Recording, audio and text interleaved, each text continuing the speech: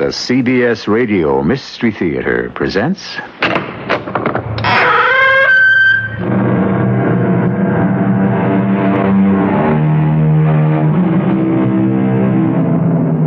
Come in. Welcome. I'm E.G. Marshall. Who can undo what time has done? Who can win back the wind, renew the redness of a last year's rose, or dig the sunken sunset from the deep? Time has an inexorable way of going on, no matter how hard we may try to stop it. And it keeps on unwinding at its own relentless pace, no matter how much we may wish it were yesterday or tomorrow.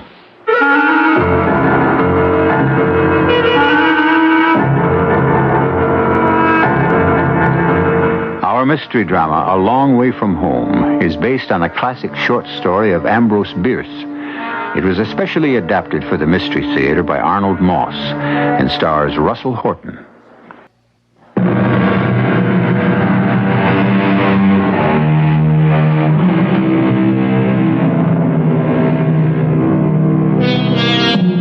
It's a warm spring day in the year 1927 in a little town in central Tennessee about 30 miles from Nashville.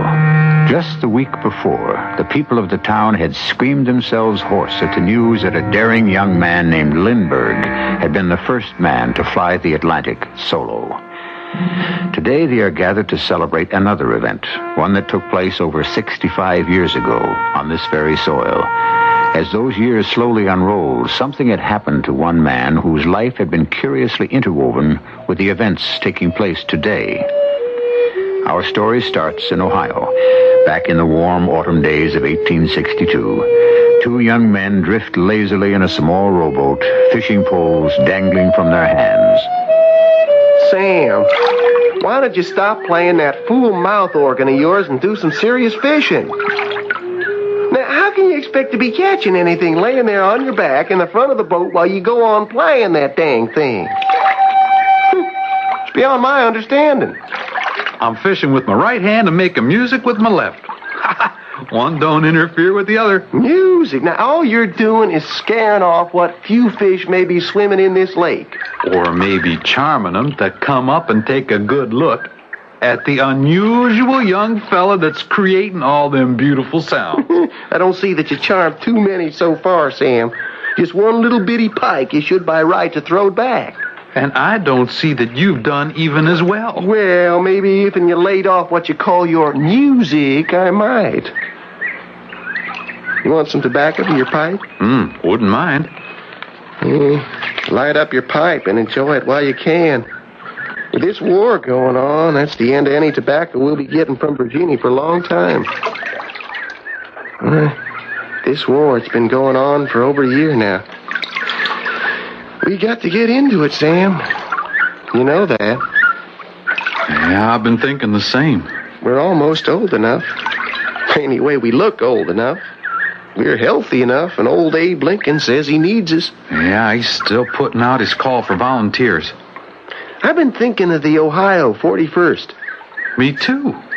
I was thinking of going down to the recruiting place tomorrow morning to enlist. Funny. So was I.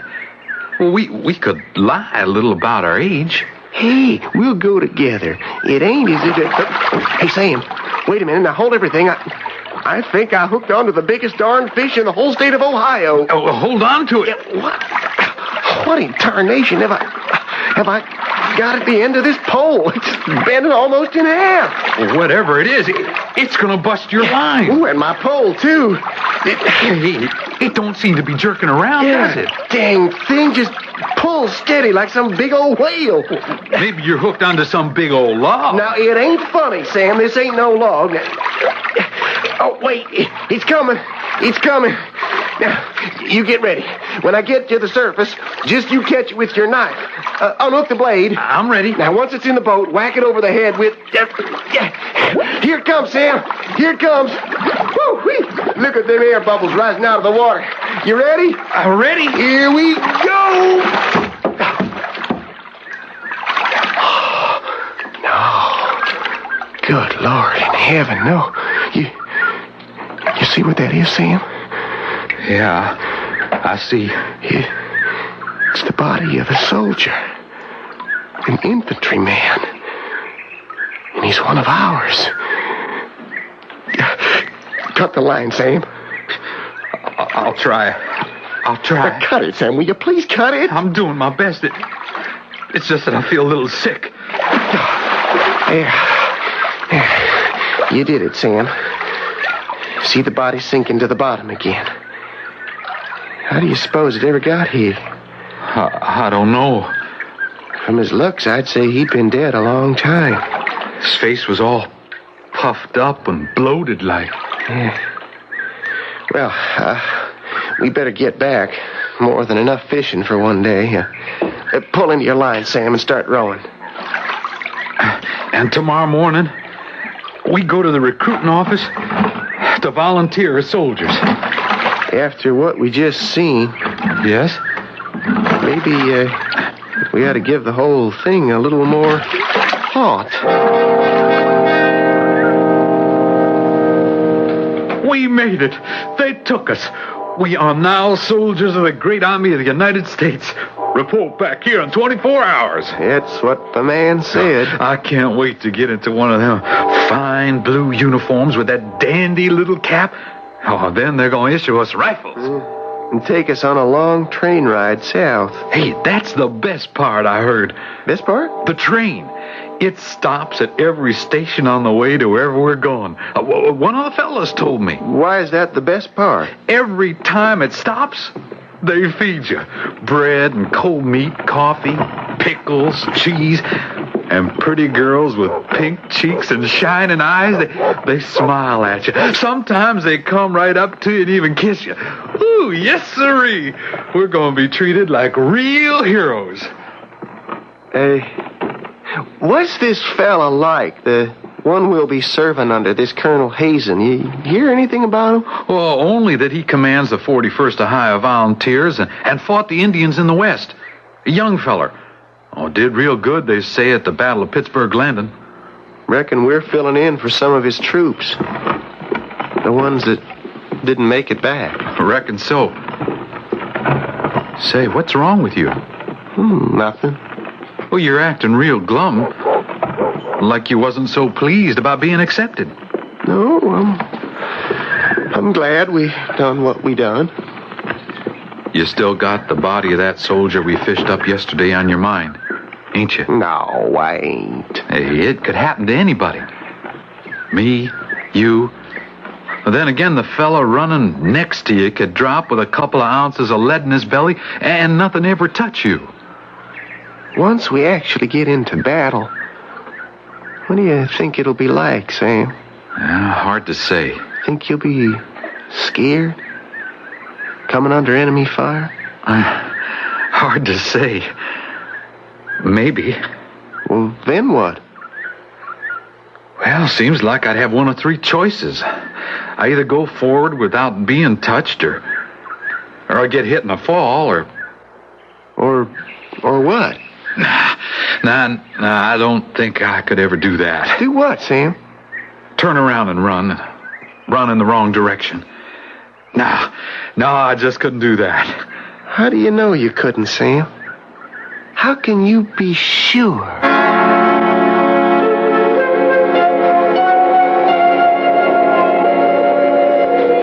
Couple of months went by, and suddenly, before we knowed it, it was winter.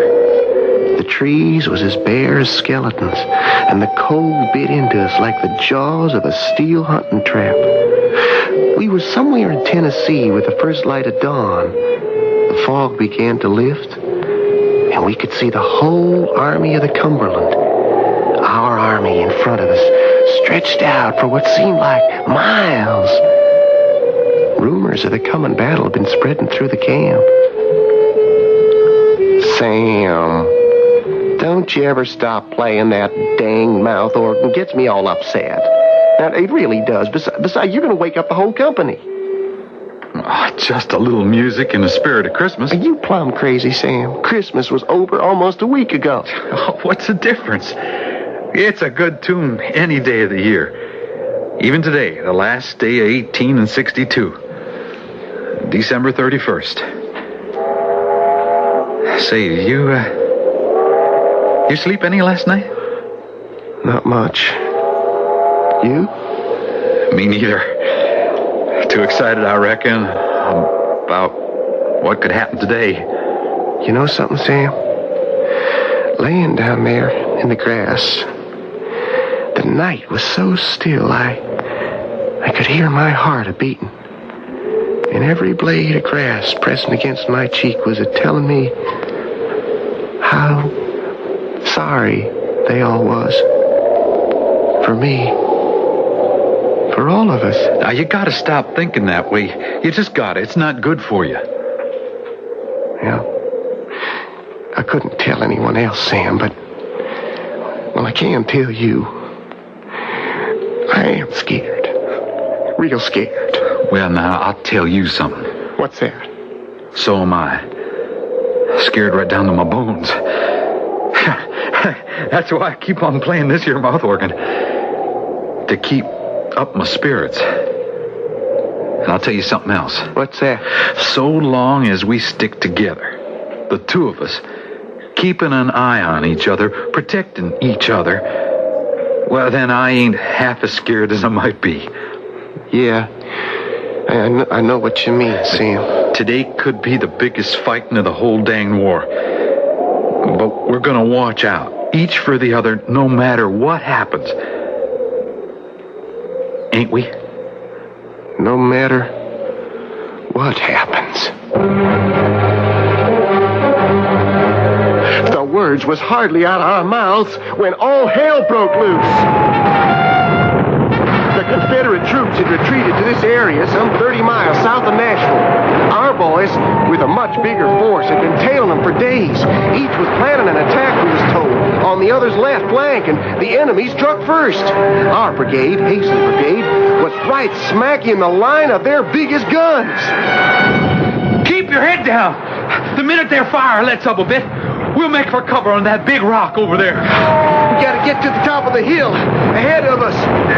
Oh, doggone! Oh, that was a close one. Now, any minute now, we're gonna make a run for that rock.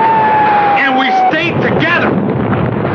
The rebel guns was a-shooting fast and furious as foot by foot we dragged ourselves across the bodies of our own dead, firing as we went.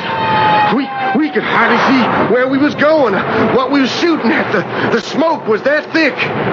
All of a sudden, Sam sprang to his feet and started to run forward. Here they come, right at us. We'll stop them. Now, let's go! No! Sam, what's the matter? I've been hit bad. You just keep going straight ahead. I can't help you, Sam. There's nothing I can do to help. I know that. What's the matter with you? Where are you going? I'm going this way. But the enemy's over there, ahead of us. You're running the wrong way. The wrong way.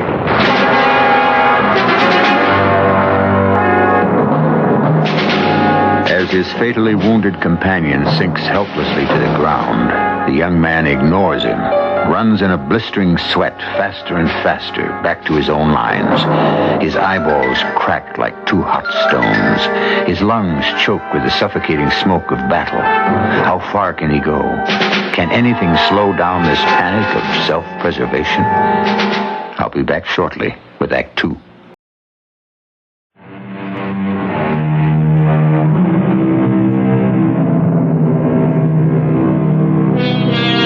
Have you ever stopped to think of the meaning of the word courage? Is it, for example, the extraordinary act of boldly pushing forward into the face of almost certain death? And does cowardice, what might be called the lack of courage, mean a weak-hearted refusal to accept that challenge? There are some who think it takes a certain kind of courage just to be what others would call a coward, to act in a manner different from what's expected. As I ran from the enemy lines, the rest of our men were running toward him. A good many were dropping to the ground like so many sacks of flour. some still moving and twisting in funny positions like they was dumped out of the sky. It was all I could do not to step on them. The more I ran, the more the shells kept whirling around me, exploding all over the place. Every little lead ball was searching for me, a ball of death with my name on it. And I thought of Sam laying out there, bleeding his life away. And I got mad at myself. Not because I was running away, but because I'd done nothing to help Sam. I begun to laugh. Why? I don't know, except maybe I was glad it was Sam's inside spilling over the Tennessee soil and not mine. I noticed I had no rifle. My cap was gone, too. There seemed to be a lull in the fight. Something hit me on the back of the head. I put my hand up and saw some blood. Then everything about me suddenly went pitch black. I passed out cold.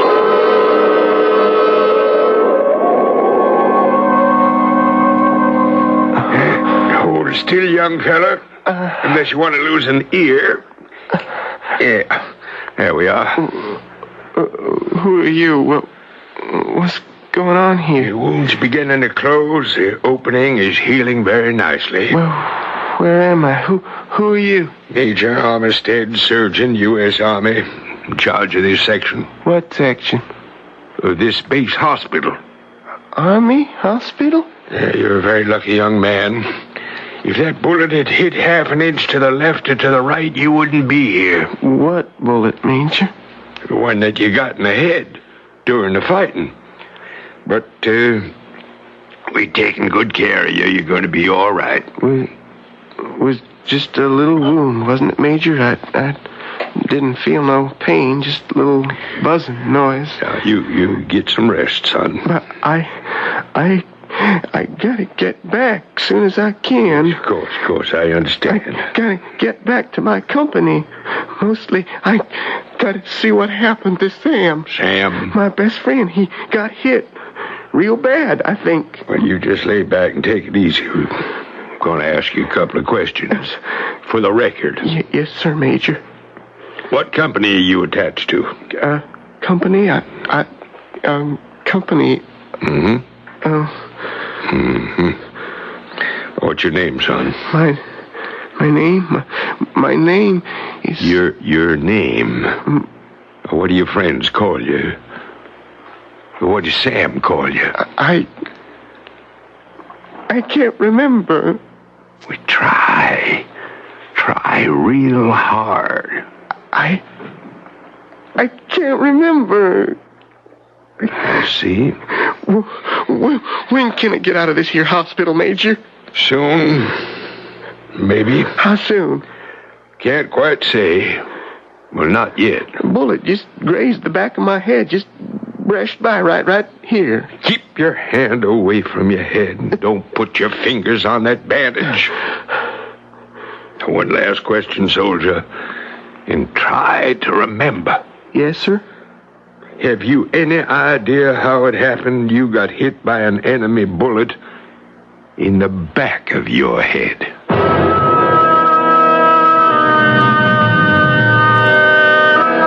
The next I remember, I was standing on a low hill overlooking a wide stretch of forest and field. I had no idea how much time had gone by.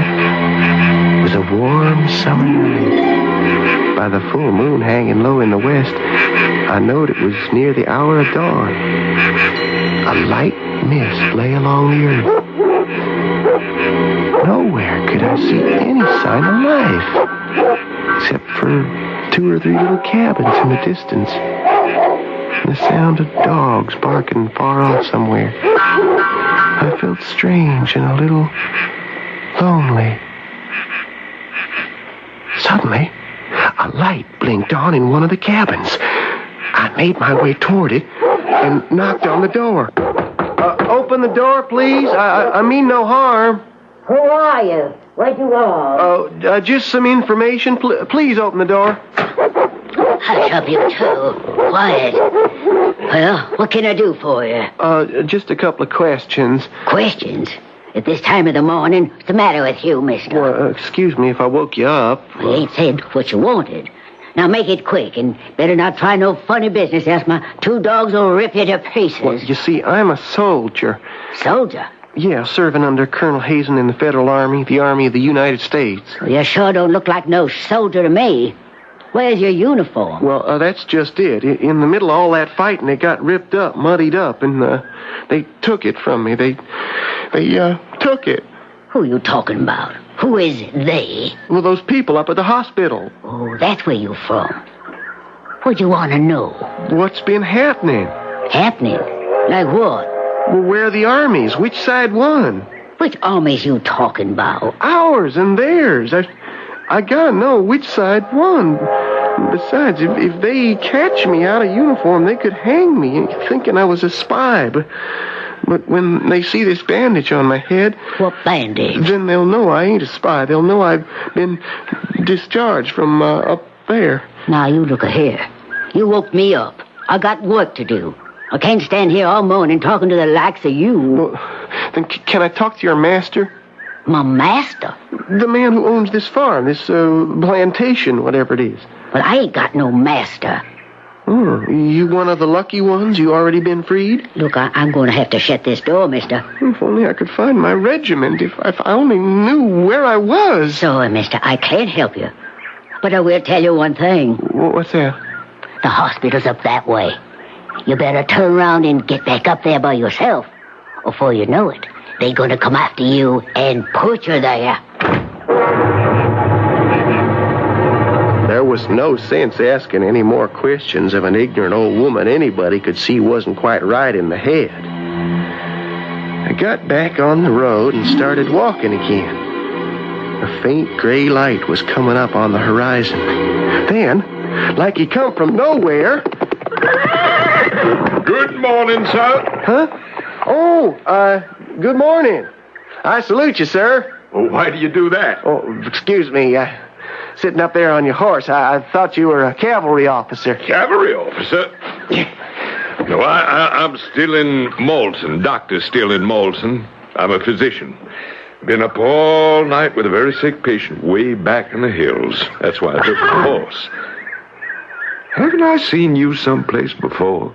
Well, I don't reckon so. I'm a soldier, Ohio 41st, Colonel Hazen's brigade, Army of the United States. Oh, that's why I saluted you, took you for one of our officers. I see. Would you happen to know which side won? Ours or theirs? Would you mind if I asked you a question? Oh, no, sir, not at all. Why do you keep putting your hand up to the back of your head? Oh, I was wounded in the battle. Nothing very serious, just a glance and blow from a bullet. No blood, no pain. I got separated from my friend, Sam. Quick, doctor, get behind this clump of cedar trees, quick. What's wrong? Don't stop to ask questions, and don't talk. They won't see us from behind these trees. What are you staring at? My, oh my. Just look at them. Why, there must be hundreds and hundreds of them. How far off would you say they are? 50 yards from where we're standing? 100? Just look at them horsemen coming along, riding in formation toward the north.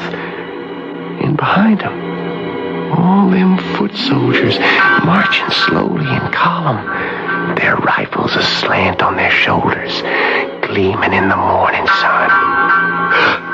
And look there, following them, the cannoneers, sitting stiffly with folded arms, sitting straight up on the seats of the two-wheeled caissons that are pulling the cannon. And do you notice something very peculiar? We don't hear a thing. There isn't the slightest sound of a voice, of a horse's hoof, of a wagon's wheel, nothing. There they are, all moving in absolute dead silence. Why is that? Talk to me, Doctor. Say something. Well, what do you want me to say? Oh, thank the Lord, I hear you. I hear you, and I hear my own voice. For a minute there, I thought I'd gone deaf. You know, Doctor, if them men are what I take them to be, we've lost the battle, and that's the Confederate Army moving north on to Nashville. To Nashville? Only I can't figure out why they don't make any noise. The whole danged army, men, horses, artillery moving along, and not a single sound. Well, you know, some people think there could be an explanation for that. Well, there could? Uh-huh. Something called acoustic shadows. What's that? Well, now, if we were both standing on one side of that big oak tree over there and I was talking to you, and as I kept on talking, I circled the tree, there would be a moment or two when I would be on the opposite side of that tree where you wouldn't hear me. At least not hear me as well. The tree would be causing what they call an acoustic shadow, like a blind spot for the ear. It may be you don't hear the sound of those troops because we're standing in the path of just such a shadow. You don't hear them either, do you? No, I do not. Look, they're just about passing out of sight. That's the end of them. I think it's all right now to come out from behind these trees, don't you? I better get out of here real fast. They might discover me, take me prisoner. Oh, I wouldn't worry about that. Oh, why not? There could be others. No, just put it out of your mind. May I ask, if you'll allow me, a personal question? Just how old do you think you are? Well, 19, going on 20. Why? What's that got to do with anything? Well, I just thought I'd ask. I shouldn't have guessed that was your age. Well, let me take you back to the hospital. They'll be getting worried about you. Not till I know more about them troops we seen moving to the north. Now, what was the color of the uniforms? I couldn't make it out. Did you notice? Here, let me help you onto my horse, and I'll walk along beside you. Now, look. Was they wearing blue or was they wearing gray? Tell me. You gotta tell me. First, you gotta take your hands off of me. Yeah, that's better. Was they wearing blue or gray? You're gonna have to face the truth. They were wearing neither blue nor gray. What are you saying? Nor any other color. There were no troops. Not one single solitary soldier.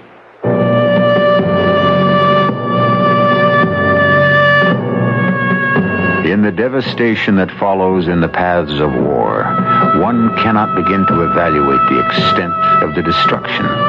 Young lives are snuffed out in an instant. Families are destroyed, and often minds, too delicate, perhaps too unready to withstand the shocks of war, collapse and are shattered as completely as any body can be broken, which may well be the case with our young friend. I shall return shortly with Act 3.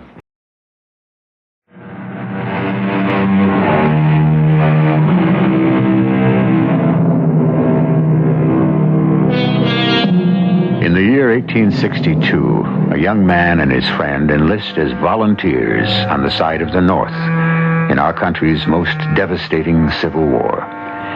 In their first exposure to battle, the friend is fatally wounded. The young man runs away from the battlefield, receives a head wound for which he is treated at an Army hospital. Some time later, he finds himself wandering about the Tennessee countryside, trying to discover the whereabouts of his regiment. He meets a physician from whom he is trying to get this information. Let me take you back to the hospital. It's less than a mile from here. Well, why should I go back to the hospital? The head wound I got is all fixed. You were not discharged from the hospital, were you? Well, not exactly. You left on your own, didn't you? Sneaked out in the middle of the night? Am I right? Well, there wasn't no sense in my staying there any longer. Anyone on the staff see you go? Not a soul. You walked out of the hospital before, haven't you? You won't tell nobody? Oh, trust me. I'm only trying to help. Well, once before. I walked out once before, and if they send me back, I'll do it again. Yeah, but why? I'm sure they treat you very well up there. Because I got to rejoin my regiment. Can't you get that through your head? I've done something bad, and I got to get back. Most of all, I got to find Sam. Let me take you back to the hospital. Here, you get up on my horse. Get your hands off me. Now, don't you dare touch me. Come with me. We'll take good care of you. I got a good idea how you'll be taking care of me. You just better take care of yourself. Please. I don't even believe you're a doctor. No, I ain't going back to no hospital. And you, sir, for all I care, you can go straight to hell. I left him standing there, and I went on anxiously down the road. It was still early, but I begun to feel the rising heat of the coming day. Kept looking about me on all sides for some sign of my company, any sign of Colonel Hazen's brigade. In some curious way, the surroundings seemed familiar, but there was a funny kind of fuzziness over everything. Something else was odd. On every side of me was fields planted real neat and careful. Not a single sign of the battle, not the slightest mark of war. Coming up right behind me was a little buggy with a bright red fringe around the top of it, drawn by a chestnut mare stepping along real proud. Oh, a very pretty young lady, 19, 20. She was at the reins. Morning. Which way you headed? Can I give you a lift? I was going that way. Oh, toward town. I guess just about everybody's going to town today. Jump up here beside me. I'll give you a ride. Oh, I appreciate your kindness, ma'am. Here, let me give you a hand. No, I don't need no help, ma'am. Thank you just the same. Where are you from? Ohio. Ohio? You're a long way from home, aren't you? Reckon so. That's a real pretty dress you're wearing, miss. And a very becoming bonnet. Oh, you like them? Thank you. You don't think I'm being forward for saying so? Oh, not at all. I'm very pleased. My grandmother would be just as pleased to hear you say so. Your grandmother? Mm-hmm. You don't say. This is her dress. Been in the attic for years. She let me wear it only because today is so special. Same with the buggy. Been in the family forever. My name's Mary Jo Campbell. Pleased to meet you. What's yours? May I ask you something, Miss Campbell? Oh, certainly. Have you seen any of our troops around? Troops? Oh, you mean for the celebration? No, I mean soldiers, Union soldiers, Federal Army. Union soldiers? Well, you can tell me if you have. I'm doing my best to find them so I can rejoin them. Oh, you're from back there, aren't you? Back where? The hospital? Oh, I was for a short time. A little scratch of a wound back of my head, but they fixed it real good. Oh, they did? Well, here, I rubbed my hand over the back of my head real hard like this. Hey, you see any blood on the palm of my hand? No, not a bit. Like I told you, it was nothing. What's that? What? It sounds like a troop of cavalry passing by. And that's the infantry. And the gun carriers of the artillery. And they are going north, headed for Nashville. That's the same army I saw back there. The silent ones, the ones I couldn't hear, only now I hear them, but I can't see them. Where are they? You see them, miss? No, I do not. But you did hear them, same as I did. What? Yes, of course I heard them. Oh, I'd give anything to know for sure whether they were our boys or theirs. Hear that? Well, I'm not sure. Listen. You know who that is playing? Sam! Sam, is that you? Where are you, Sam? Fishing with my right hand, making music with my left. Where are you, Sam? Toss me some of that Virginia tobacco, will you? I just hooked into the biggest darn fish in the whole state of Ohio. Hold on to it. Doing the best I know how. But you didn't. You didn't. I didn't what? You didn't do the best you knowed how. We promised we'd stick by each other. And you ran away. I didn't mean to, Sam. I didn't mean to. But you did. You left me there.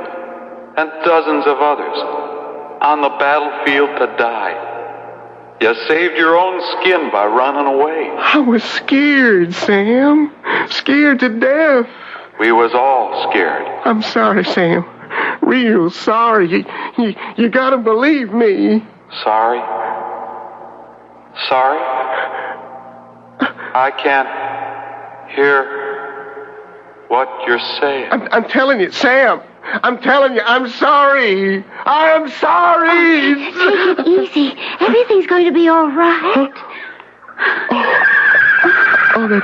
That's you, miss. I'm still right beside you. I reckon I must have been shouting. I thought I was seeing an old friend of mine.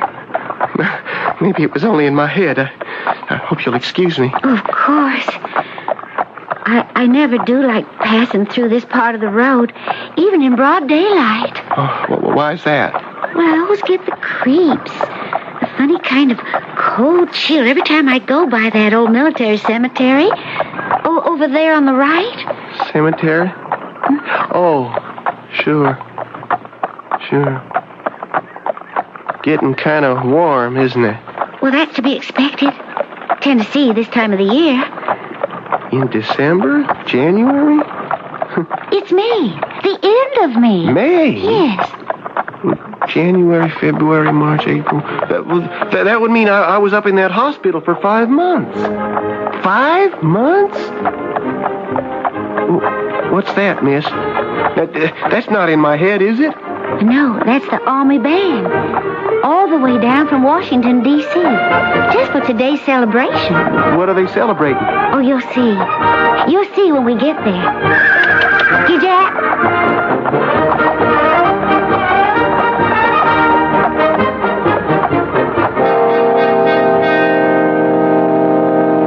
It is fitting and appropriate that today, of all days, we pause to pay tribute to the valiant men who gave their lives in the courageous defense of their country. Who is that man up there on the platform talking? Shh. That's the United States Senator. We can all be pleased, I know I am, that you good citizens have had the imagination to come here in the dress, in the costumes, with the horses and buggies of so many of our grandmothers and grandfathers.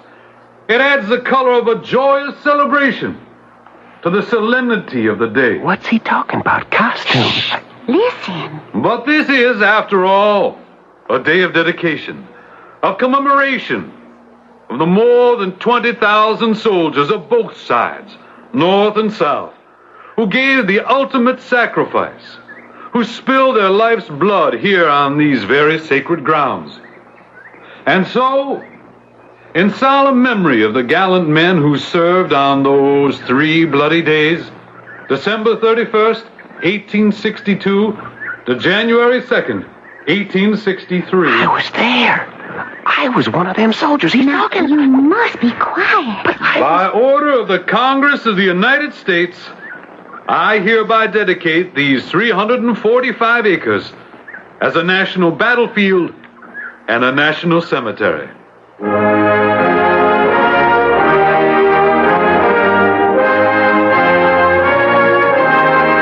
I made my way through the crowd of people best I could, trying to get to the platform to tell that senator who I was. In my hurry to get there, I tripped and stumbled into a big pool of clear water left over from last night's rain. As I tried to get to my feet, I caught a glimpse of my face in the water. And what I saw filled me with horror. I was looking at the face of a very old man. The skin was like old brown wrapping paper. The hair was white, snow white. I raised a trembling hand to the back of my head, looked at the palm. No blood. How strange, I thought, that a little bullet that just grazed the skin and a couple of days in the hospital could do this awful thing to me. Or could it be that I was in that hospital longer than I figured? Longer. Much longer.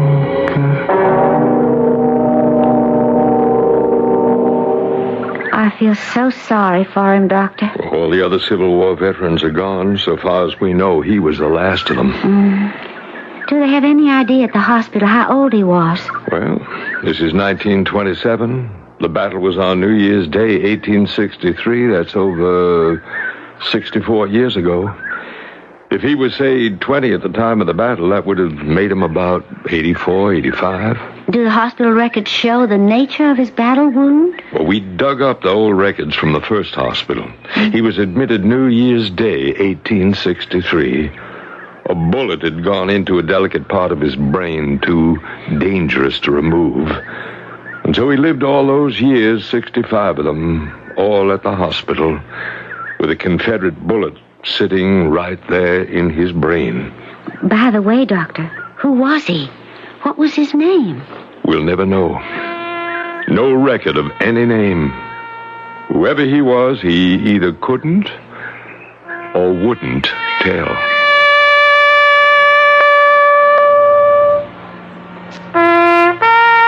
My name is Might Have Been. I'm also called No More, Too Late, Farewell. The body of the old man was placed among his comrades in arms, and he became another of the nameless dead that already rested under the sod and the dew, waiting for the judgment day. Love and tears for the blue, tears and love for the gray. I'll return in a moment.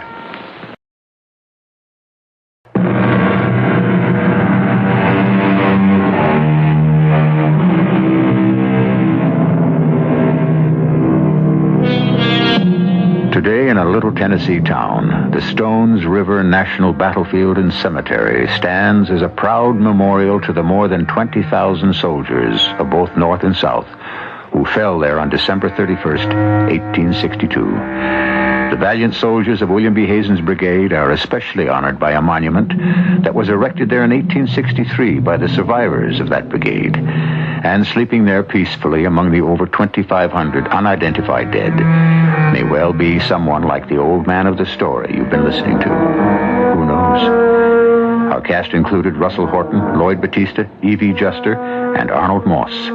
The entire production was under the direction of Hyman Brown. This is E.G. Marshall inviting you to return to our Mystery Theater for another adventure in the macabre. Until next time, pleasant dreams.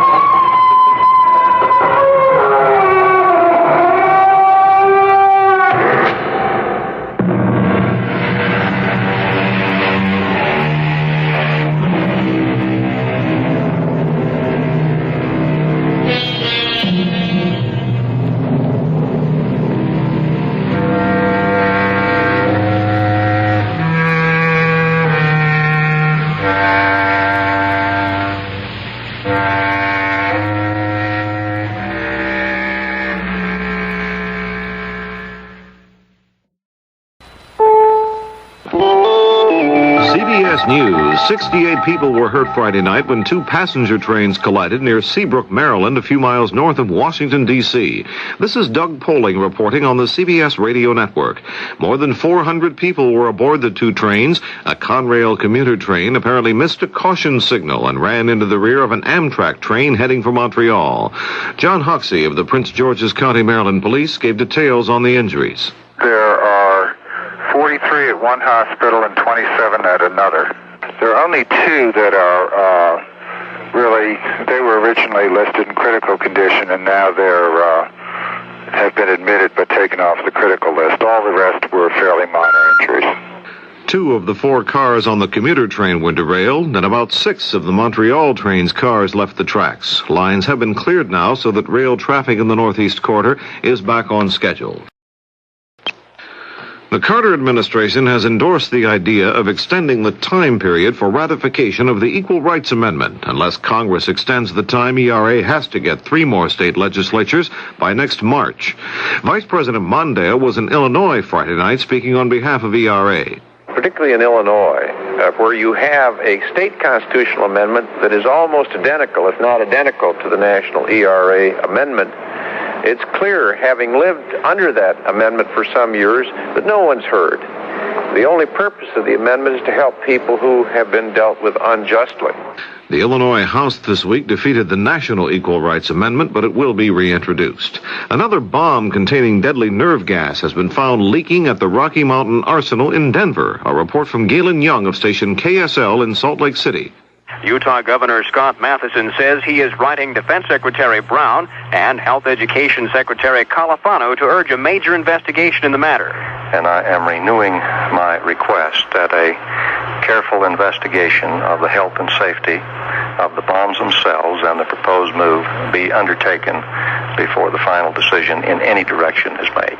Earlier, 2 other leaking wet-eye nerve gas bombs were found as inspectors prepared the gas for shipment to the Tooele Army Depot storage area. Governor Matheson has protested the move since its inception. This is Galen Young for CBS News, Salt Lake City. The Army says there's no health hazard from leaking nerve gas bombs because they're in airtight shipment containers. Hourly production and maintenance workers at Volkswagen's first assembly plant in the United States have voted to be represented by the United Auto Workers Union. The National Labor Relations Board, which supervised the voting at the new Stanton, Pennsylvania plant, said 865 workers voted for the UAW and only 17 against. Massachusetts Corrections Commissioner Frank Hall says 3 guards who put on Ku Klux Klan-type hoods and confronted inmates at the Concord State Prison have been fired. Hall described the incident as a prank, but he also called it extremely unprofessional and potentially dangerous. In Las Vegas Friday night, Larry Holmes won the World Boxing Council Heavyweight Championship, beating defending champ Ken Norton in a 15-round bout. Holmes took the title from Norton by getting a split points decision. A move is underway in Louisiana that would require women seeking abortions to be given certain information. A legislative committee has approved a measure that would require clinics to inform women of the medical and emotional risks of abortions. They would also have to be told of the condition and chances of survival of their unborn babies. One supporter said this is an effort to prevent spur-of-the-moment decisions by young women made under pressure from parents or boyfriends. This is Doug Poling, CBS News.